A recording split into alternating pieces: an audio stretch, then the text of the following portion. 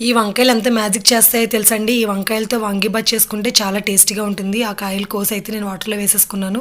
తర్వాత తాలింపు పెట్టుకొని ఆవాలు, జీలకర్ర, ఉల్లిపాయ, పచ్చిమిరపకాయ, కొంచెం కరివేపాకు వేసి అవి బాగా వేగిపోయిన తర్వాత లైట్‌గా అల్లం వెల్లుల్లి పేస్ట్ అండి, ఎక్కువేస్తే బాగోదు. అది వేసుకొని దాంట్లోనే ముందు సాల్ట్‌లో పెట్టుకున్న వంకాయ ముక్కలు అన్నాను కదా! అవి కూడా ఇందులో వేసేసి తిప్పేసానండి. వాంగీబాత్ ఈ వంకాయలతో చేసుకుంటేనే బావుంటుందనమాట. దీంట్లోనే చిటికెడు పసుపు, ఉప్పు కూడా వేసేసి బాగా తిప్పేసుకోవాలి. ఈ వంకాయలు బాగా మగ్గిపోవాలండి. మగ్గకపోతే రైస్ బాగోదు. ముందే వంకాయలు బాగా మగ్గిపోవాలి.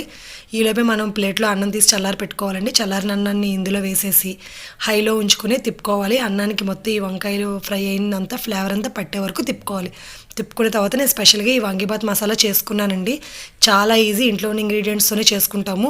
ఈ మసాలా గురించి తెలియాలంటే కింద డిస్క్రిప్షన్ బాక్స్‌లో ఫుల్ వీడియో ఉంటుంది. ఒకసారి టచ్ చేసి చూడండి, తెలుస్తుంది.